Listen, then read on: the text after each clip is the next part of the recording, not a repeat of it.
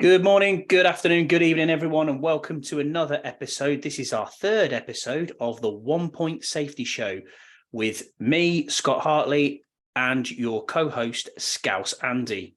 How's it going, Scouse? You all right? Yeah, I'm good, pal. How you doing? Yeah, good, mate. Busy week at work as always again, but yeah, we're nearly at the weekend, so can't grumble at all. Standard, exactly that. So, yeah, we're late to the party, but what we're going to do is we're going to go through our usual segments where we're going to recap the game, and then we're going to go through Splash and Gash, Scouse's Sizzle, review the next game, and then we'll come up with our standout game of the week. Quite a short and sweet podcast, as always. Hope you enjoy it. Please like, subscribe, download, and you can take this podcast from any of our good podcast apps out there or any of your podcast captures. And please watch us on YouTube and give us a thumbs up and a like. And if you want to ask questions, you will find us on social media and they will be at the end of the show. So we'll recap the game again, and it's another win for the Washington Commanders, 23-10 over the Houston Texans. What were your thoughts on the game then, Andy? Or Scouts? I thought we played in third gear. I thought it was an easy win. I mean, we don't normally have those type of things happen for us. We're always having a heart attack every single match, aren't we? But obviously this time around, I mean, some people even spoke to me and said, "Oh, it felt like a preseason game." Well, that was because we just dominated the game, especially the first half. So their fans went quiet. They lost all their confidence. And we just dominated, especially the first half. It was unbelievable on defense, and it was very satisfying, very nice and stress-free Sunday. It was. It was fantastic. I mean, I asked last week for a stress-free game, and I got one. I got to the third quarter, and I was just sitting there thinking, I don't know, I might just try and see what else is going on around the league. And I think that's probably the first time I've ever done that for quite a long time. We're always seem to be in these nail-biting games. Standout plays, you're going to be looking at your Antonio Gibsons, Brian Robinson. We seem to dominate the ball again, and the running of the ball seems to be this mantra now that we've taken this mantra on of run first team, which, we dominated the time in possession again, dominated the ball that way. Defense was balling out as it has been. And it was really one of them stress-free games, wasn't it? That you just sit there and think, am I really watching the Washington Commanders here? This is just a strange turn of events as we have. I can tell you for certain, anyone who's watching or listening, our UK WhatsApp group was very quiet, which is not normally very quiet on a Sunday. I can tell you that for sure. Very true. But an overall great win. It keeps us on track. We're half game back in the playoff race. And we're looking now forward to the Atlanta Falcons, and really a period of the season where we've got a string of games where we can string a few more wins together and really cement ourselves in the postseason. I mean, what's your thoughts on the periods coming up then, Scouse? I think we've got a great chance. I think it's realistic to expect a 4-2 outcome from the next 6 games that we've got left. I don't see a reason why we can't. There's a couple of hard games in there. I think the Cleveland want people to sleeping on a little bit. They're going to have Deshaun Watson back. He's going to have a couple of games played before he plays us. So get rid of that ring rust type of thing. And also you got, I think, the 49ers away. And that's going to be a very, very tough game as well. They're flying. They're fighting for the number one spot in their division. I just think, those two probably the most difficult games. I think by the time we get to Dallas will be probably resting players. I think they'll be already in the playoffs by that time. And I don't think the seeding will make too much of a difference with the last game. I think by the time it all evens out, I think you'll see Dallas, maybe 1 or 2 games ahead of, say, the Giants or even ourselves, for example, especially if we do the right things and get the, if we can get the sweep over the Giants. I mean, that'll just nail everything for us. But these 6 games, I mean, they're all technically winnable, but there's always going to be a banana skin somewhere, always. And it has to be, doesn't there? There just has to be, and you know it. Been fans too long to realise that we can't just play out perfect now. We're not going to get 6-0. We're not going to win the next 6 games. Let's be realistic here. It's brilliant the form we're in, and really we could have had the last 6 games, couldn't we? If it Yeah. wasn't for captain. If you take back the Titans game and you take back the Minnesota game as well, we were definitely both in them. They were both on the. I think those I know people always say, "Oh, we should have won that. We should have won this," but those two, this Minnesota game, the Lions game, definitely should have won those. Yeah. Do you know what I mean? So I mean, we're looking at a whole different perspective again. We would be. You're right. You would be.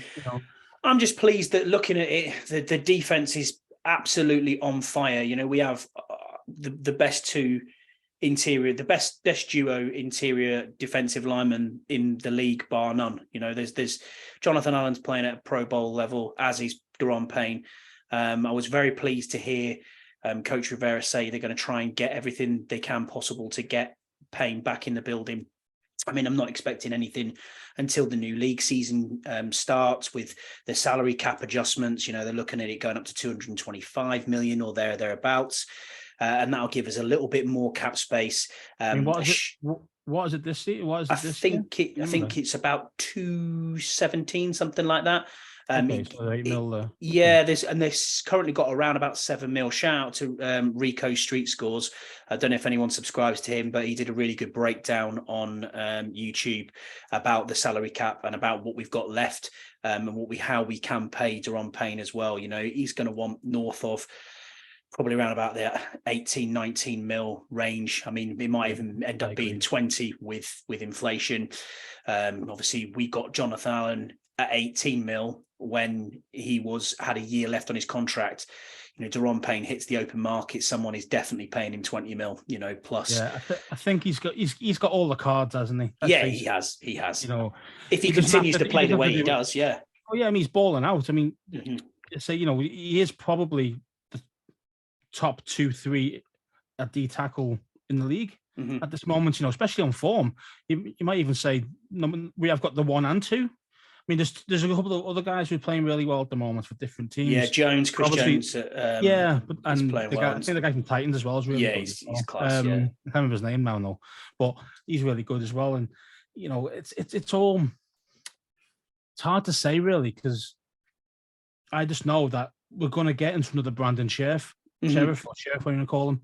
We're going to get another one of those with Daron, unless he's he totally loves the place and he loves playing with Allen and he wants to stick around. Then he might do something a bit quicker. Well, I think and don't bend us over, but I think he's going to bend us over. Yeah, I think the tag is about 18.5 for a D tackle, so I would not be surprised if we ended up franchise tagging him. I really wouldn't be surprised if that is that what the franchise tag is? 18.5. Yeah, thereabouts. Okay. Yeah. Okay, so if you're the agent, the first thing you're looking at is, well, I want at least 18.5 per. Of course, yeah. Because he's going to get that on the tag. Yeah. So that's always going to be the start negotiation point. And we're obviously going to try and lowball them, as we always do, because we always do that to every player. And I'd say it's a negotiation, so you always start low and they start high, and then somehow you meet in the middle, don't you? Yeah, of course. It's like any job, really, isn't it? You don't go into your job and say, "Hey, I want a 9% pay increase," and you might settle for 6. You've got to be realistic to think what you're trying to do here. I mean, this is their job. This is their and how much do they want you? That's the other thing. Exactly right. Because it's not like they haven't got the money; they've got the money. I know, and I say there's always ways of manipulating the cap. Look at the Rams. Yeah, exactly. But we're not cash rich as owners at this moment. No, Dan Snyder's got no dollar. All of it's tied up in the franchise, so he doesn't have loads of money where he could just go, yeah, there's a 20 million signing bonus, and we'll have you at 15 mil per year. It isn't going to work like that, So we need a bit more kind of skill from the cap guys. The capologist needs to work their magic. Yeah, and that's if Daron wants to stay. Yeah, I think he won't. Do you really don't think he will? He will. I'm on the other camp. I think he will. I think he wants to stay because of, he's had these whole collegiate career with Jonathan Allen, and we seem to have the Bama boys there and thereabouts. I think he would prefer to stay. The thing is that most people are mercenaries. At the end of the day, they're all there for the money. Yeah, we go What work is to feed a affiliation? family. You know, it's the same thing everywhere, isn't Yeah, it? of course it is. Of course it is. You know, it's just different levels. This guy is asking for he's going to ask for shed loads of money, and he's going to say, "Well, you're going to pay it or not?" And that's basically what's going to come down to. Mm. And I think we're going to try and lowball him.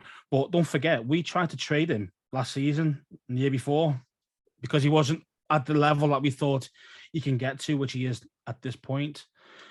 So is it just because he's in a contract year, he's really balling out to get his 20 mil per year or whatever, and then all of a sudden he just gives up? You know, you just don't know. You don't know the level. Yeah, and we've been burnt. We know we've been burnt one. by big contracts before, haven't we? As well, we know we've all seen that. So it's look at the Brandon Scherf problem. Yeah, we had to tag him twice. We didn't want him here. I mean, sorry, we wanted him here. He didn't want to be here. Yeah. His excuse for leaving was originally, I'm homesick. Mm-hmm. But then he ended up going to Florida, and he lives nowhere near Florida. I think he's from Iowa. He's from Iowa, yeah. I think so, yeah. You know, how far is that away? I mean, I don't know. I've got no American geography, but I bet it's a few thousand miles. I'm pretty certain it probably is. Yeah, thereabouts. It was less money than what we offer him on the cap, on the tag. So you just really didn't want to be here. Yeah, I understand that, and people move for a whole myriad of reasons, don't they? But you would hope that the way that this is looking to turn around, it's winning, potential new owner, winning football is where you'd hope he would stay. I really hope he does stay, but that's that. Any other news in Commanderland? I think there is news that we obviously saw the morning of the game was that Taylor Heinicke has been confirmed as the starter moving forward. Where the caveat there would be moving forward. I truly believe that if he has maybe two horrendous games, then it might be back to Wentz. I mean, what's your thoughts on that, Scouse? I mean, yeah. It's definitely a possibility. The thing is with Taylor, he's got this like little magic, like sprinkle magic around him a little bit. You know, he's got that aura. He hasn't been playing amazing. You look at the stats, you look at what he's been doing. It's basically average. But the thing is, the last couple of games, he's not really turned the ball over. And because our defense is on fire and creating turnovers, it's been good enough to get us to win the games. Yeah, so stat line was 15 of 27, 191 yards, no TDs, no interceptions. For me, that's not good enough. I do understand that we took our foot off the gas in the second half. We knew that game was won, and we kind of just coasted midway through the third quarter, and the fourth quarter was, to be honest with you, I wasn't really that interested in it. You know, I was just like, this is done. You know, it was basically garbage time from the fourth quarter onwards. Yeah, really. I mean, so yeah, I mean, Scott Turner's got a few things going on there. You know, it's kind of, he knows he doesn't have a great quarterback, so the idea is don't make him throw the ball that often. Don't put it in his hands too much. So that's why he's changed to a kind of run first team. Yeah, and do you think they'll commit to this run moving forward then? I personally, I don't think so. I think he'll still will run the ball, obviously, but I think that he will start to go. He's one of them guys. He can't leave his ego at the door. Do you know what I mean? So I just think that he's going to start going back to his way at some point. And I just don't know if it's going to be next week or the week after, but he will. He will go back to it, 100%. Because that's just, you know, sometimes you can judge a person. Do you know what I mean? About kind of, are they stubborn? Are they willing to listen to other people? Are they willing to change their tact and their approach? And he does it temporarily. He doesn't do it long term. Do you see what I mean? He's done it a couple of times where in a couple of seasons ago and things. He's changed his styles up a little bit, but then he eventually still goes back to his way of playing, and he needs a prime Tom Brady for it to work. Yeah, we're not I agree. We're not going to get a prime Tom Brady. No, we're not going to get a prime Tom Brady. That's for sure. So this is why he needs to kind of leave his ego at the door a bit more and just kind of focus on what he's got. And you know, he's a bit better more recently, but still, you can see it's hurting him in his own head. It's hurting him that he's got to do it this way. Yep. So It's been really good. that is a great segue onto our next segment of the show, which is what we call splash or gash. So it's who made a splash and who was absolutely gash. So Scouse, I'll let you go first, as always. Who made a splash for you then on the offensive side of the ball? The offense. And I don't mind you taking the easy ones. I'll always take some middle to hard. I always kind of go for. I thought that's what your wife said, wasn't it? But hey, move on. Standard. Yeah. So I think I've got to give a little bit of credit to the guards. Turner has been looking better. Still not getting to the second level enough for my liking, but he has been playing better, a bit more solid on the offensive line. It's better now that Cosme's coming back as well. I think that's the other thing. Yeah, I've noticed him rotating more throughout these last couple of games. I think he's on the snap count because of his hand still. I don't think he's 100% yet. That's the reason why they keep in and out. But I do think, go on. I've got one for Gash in a minute. So all right, no worries. So I'll go on the splash then. I will take Antonio Gibson, 18 carries for 72 yards with a 4-yard average on carrying. And he also came up big in the catching side of the game. He got 3 receptions, was targeted 3 times, caught all 3 of them, and went for 31 yards. So, over 100 yards on all phases for Antonio Gibson. So he is getting a splash from me this week. Anyone else at all on the offense? I'd probably give a little bit of love to Curtis Samuel. They're trying to use him a little bit in Swiss Army knife style, aren't they? The end arounds and the Debo Samuel type role. That's where they're trying to go with him. I mean, he's not built like Debo, but yeah, I can see why they're trying to do that, because he is explosive, and guys like that, get the ball in his hands. However you do it, either by the throw or the pass, or it is the kind of the end arounds or whatever else that you want to do with it. So again, he took 2 carries for 18 yards, a TD, and he got a 3.8 average. So for a small sample size, he didn't run a lot. He didn't run it a lot, but also, what was his passing? What was his receiving yards there? Didn't get his receiving yard stats. He wasn't on the stat sheet. Oh, so he didn't get anything. Okay, that's fair enough. So so I'm probably just going off his TD then, really. So I've got one more for the offense that I want to give out, and that's a guy who's come back from injury and is looking almost like his former self. I still listen to the press conferences, and he is not 100% yet. And you've just as soon as I've not even mentioned his name yet, but I'm going to. So Burrows' guy, Logan Thomas, 5 receptions for 65 yards, and he was targeted 6 times. He had a pretty good, solid game, especially mid. Second quarter, took one out to the sideline. He's looking sharp. He's looking like his usual self. I'd like to see him more in the red zone. I'd like to see him more as that big body red zone target that we've seen a couple of years ago. But it takes a while, man, to get back from a serious knee injury, and we're only starting to see him progressing now as moving forward. So he gets a splash from me as well. So then we'll still stick with splashes, but we'll go on to the defensive side of the ball. Who have you got first then, Scouse, or are you going to give it to the entire group? You can decide. It's easy. It's easy to pick out anybody really this week. Again, just like last week, defense is on fire. I mean, there's not a lot you can kind of say that like negative about it. Do you know what I mean? So, Well done, Jack Del Rio. He's got these guys playing hard.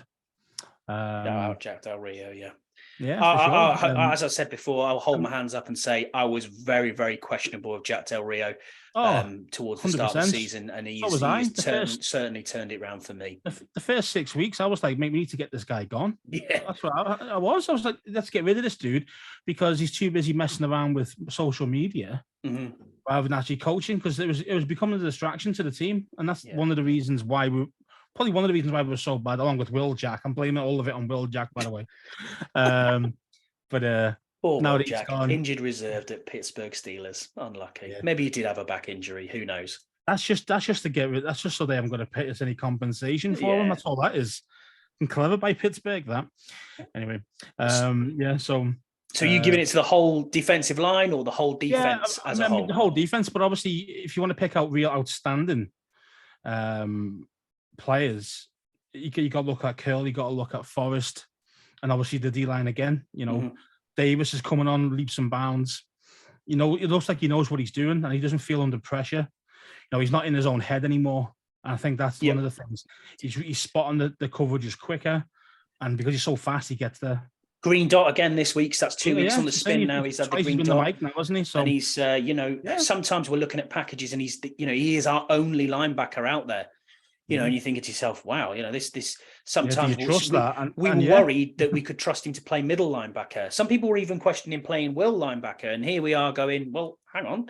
This guy's our only linebacker, and Cam Curl's dropping down into the box a bit more. The two safeties, McCain, I don't think gets enough love. He's actually been playing quite well, but people just disregard him because on PFF we have right now the best two safeties in the entire league. In Cam Curl and Derek Forrest, who again picked up an interception and got a pass deflection as well. Phenomenal interception. As well, it was, wasn't it? It was. And it's the way he tracked towards the ball. I mean, exactly. I know you do, and I know I tagged you in it, but if anyone doesn't watch it, please go on Twitter and watch Baldy's breakdowns. Brian Baldinger doing his breakdowns on the Washington Commanders. There was 2 or 3 videos he put up of just the pure pressure from the likes of Payne, Allen, Montez Sweat, and the way that they pretty much destroyed Davis Mills. F.A. Obada getting a sack as well. And this is the thing, the depth has just been incredible. I mean, Casey Toohills, coming up big again, Bradley King coming up again. And it's just like, wow, we've got guys who are... James Smith-Williams, there you go. James Smith-Williams. These are depth pieces who are coming in and going, what's going on? And they're producing because of how good the other players are and how good, obviously, the coaching is. Exactly. So Jeff Scanino as well. Big shout out to him. Yeah, Scanino for sure. I mean, he's obviously that was one of the biggest problems, wasn't it? Was Sam Mills? It's obvious that either Payne and Allen didn't like what this guy was doing, and that's why they weren't performing properly under his leadership, Sam Mills' leadership. And obviously, he said that the chance when actually he was gone, because unfortunately, there wasn't his dad was getting some sort of award. And he was I think so. Yeah, I think his dad was getting in the Hall of Fame, wasn't he? I think Hall of Fame. Yeah. And so he was away for that week, and all the D-line just basically ripped him to shreds, them all to shreds, and said, "Ron, need to get rid of him," and he got fired. And obviously, look what happens after that. Yeah, and then you bring on Ryan Kerrigan as well. A lot better play. I mean, I think there's elements there of pure stupidity from Houston as well. Ridgeway, I've got to love Ridgeway. Do love a good suplex, but you can't get away. You can't get away with that. I think it was a 10-grand fine in the end. I think they fined. Oh, was it 10 grand? Was it? I didn't know how much it was. You said it was substantial. Yeah, and I think I think the rest of the D linemen paid it, but I think I did see a comment from John Allen saying that's the last time we pay his fine. So, Ridgeway. I like what you bring to the table, but rein it in just. It was the flex afterwards that got me. I was like, boy, flex on him. He is, but he Hulk Hogan. Got a shout out here on our splash as well. Got a shout out Kendall Fuller. His first pick six. Set the ball rolling. Second play of the game. That did set the tone for the day. So, and then one other splash I've got, Andy, is on special teams, and I'm going to say Joey Sly, 3 field goals, 2 extra points. He just did his job, and now I don't look at kicking and think to myself, you don't get that feeling you had when you had D Hop there. That he's going to miss something, especially after his performance against Philly, where he's hit 2 over 50.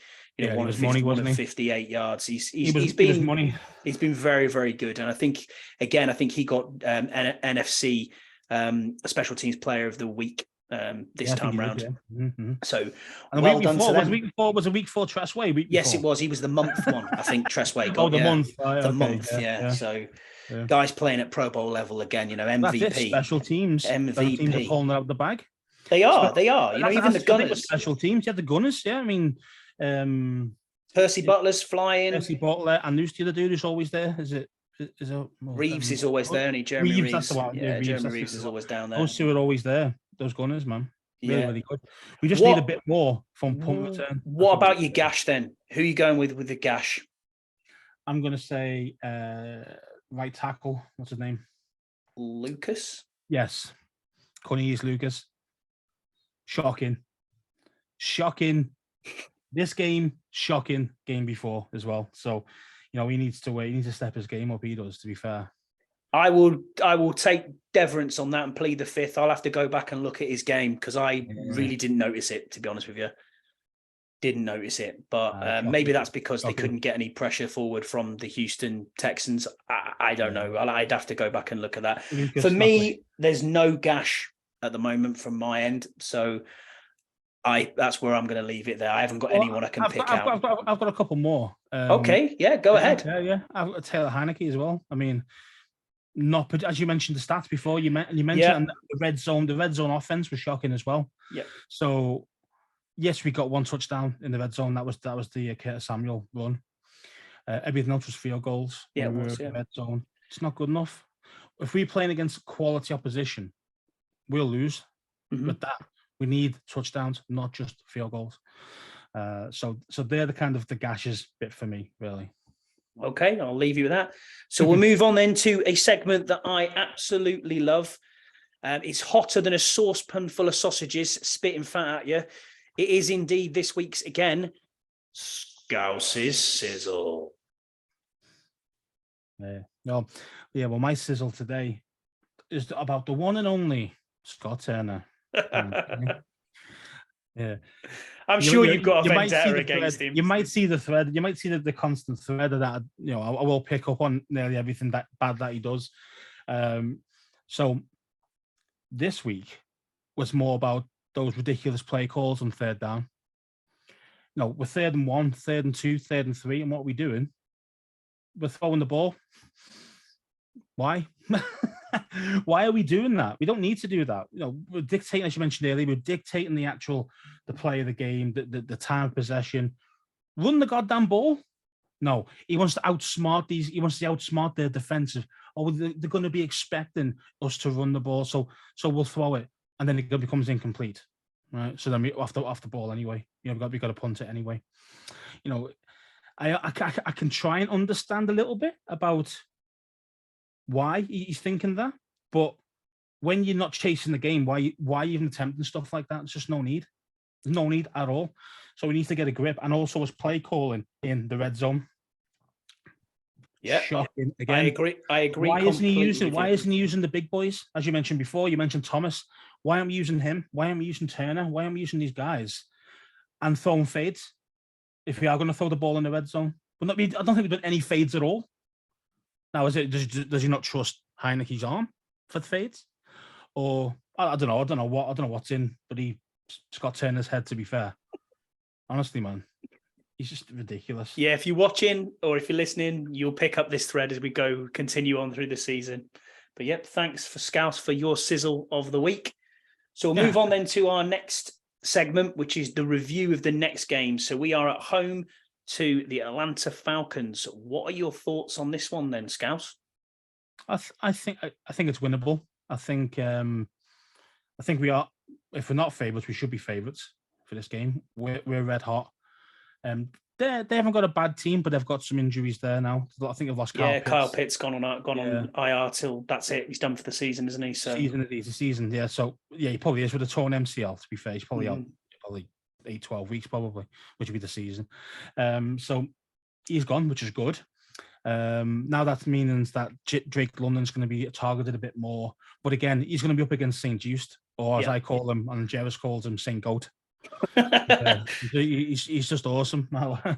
So St. Goat, I'm going to call him from now on. So so he'll lock him down, no problems. I'm not worried about that at all. The only thing I'm concerned a little bit about is obviously you got Patterson on the kick returns more than actually his running, more than that his actual running touchdowns.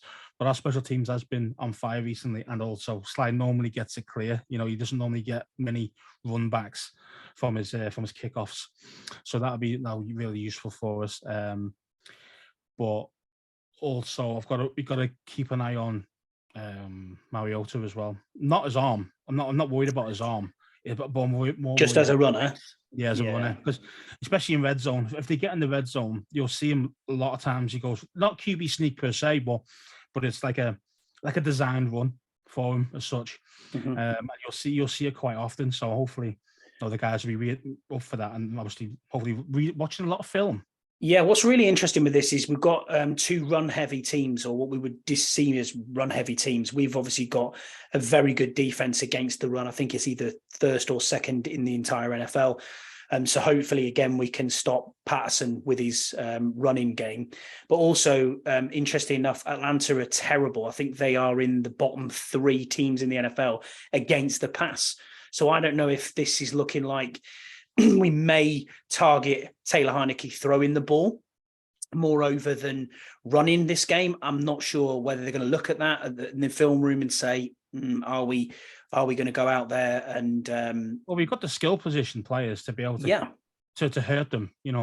It's just it's just how many times do you want Heinicke throwing the ball? Yeah, you don't want him throwing 40 plus times a game. Exactly. Yeah. If you're doing that, you're going to lose the game. Personally. You know that interception turnover's coming, don't you? He's going to throw 1 or 2 picks if you ask him to throw 40 times. And for me, I think this game resides purely on turnovers. I think you win this on who holds on to the ball the most, who can drive forward with the run game, who can get towards the red zone and then just punch it in at the end.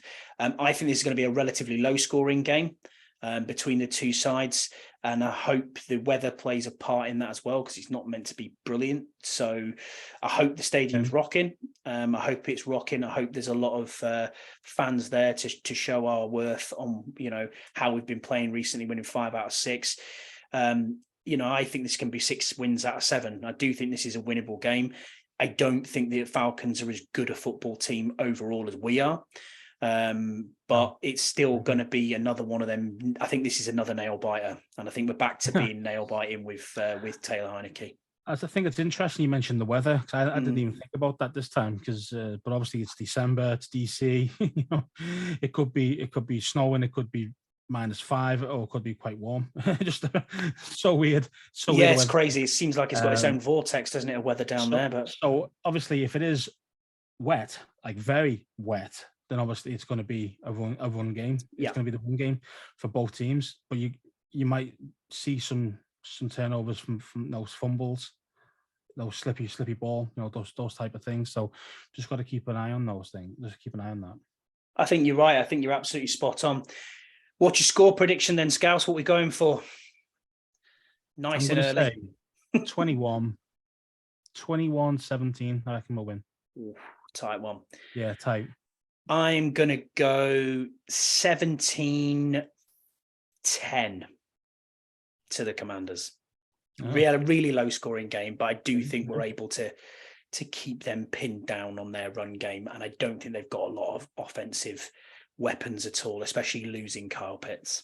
Well, I think that's our strength is run defense. You look at the first half. Damian Pierce had something like -5 yards or something like that in the first half. 8 yards total in the game, and that guy's a quality running back. And we just dominated. I could walk around my room right now and do more than 8 yards. Yeah. He's just bashing head against a brick wall. That's all he was doing. It is. So we'll move on then to our standout game of the week for week 12. And we have picked a game that kicks off in 25 minutes time. So by the time you're watching this, the game will probably already be at half time. Or if you, I think it'll probably be thereabouts by the time we're done editing this one.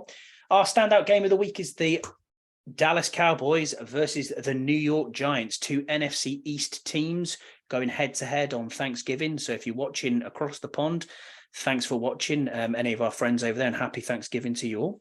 But yeah, Turkey Day. But I will let you break this one down for us then, Scouse. What do you think? I think Dallas win. I think, especially after their performance last week against Minnesota, total dominance, even rest of their players halfway through the fourth, in the backyard as well, in Minnesota. It was just a brilliant performance. I think if they play anywhere near that, they hammered the Giants. The Giants are banged up. in a big way. I think they've got like 5 starters out, and about 6 of them are questionable as well. Really banged up. I mean, Dallas have got a few injuries as well, but they're more questionable. But I think they're all going to be starting. So I think there's only one guy who's technically out on the. Yeah, Anthony Barr's the only so one I think we saw Anthony that was Barr. out. Yeah, everybody else is a bit banged up, but class is questionable for the game. So normally players play if they're questionable. So Dallas for me, and I think it's going to be a bit of. I hope Giants win. I want the Giants to win. Can't stand Dallas, but at the end of the day, that makes 2 of us. Yeah, I mean, I think most Washington fans would hate Dallas more than anybody else, or maybe Philly because they hate their fans because they're fucking idiots anyway. But anyway, so I'm thinking it's going to be score-wise 34-21. I'm going to go 30 points to the Cowboys to 17. I think they'll get a convincing win with this one. I do agree with you. They should. It just depends. I say if they execute anywhere near that they did last week, they're going to hammer them, and it's just unfortunate. The Giants are just banged up. The Giants' record is what it is. They're very, very good. However, you look at the schedule; they've played most of their easier matches. They have indeed. Now they've got a lot of the NFCs coming up, and I think they're going to lose quite a lot from now to like kind of next 5 weeks or so. Yeah, I think you're right there. I think you're absolutely right. I think they're definitely catchable.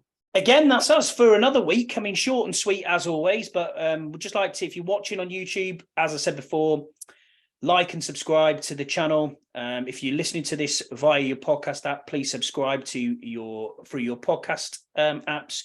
You can find us on social media. I am at ScottyH84 on Twitter, and you are Scouse Andy20 on Twitter. Just like to say thank you again for listening to the 1 Point Safety Show. Have a great week. Let's hope for another Commanders win, and we'll catch you all next week. Go Commanders.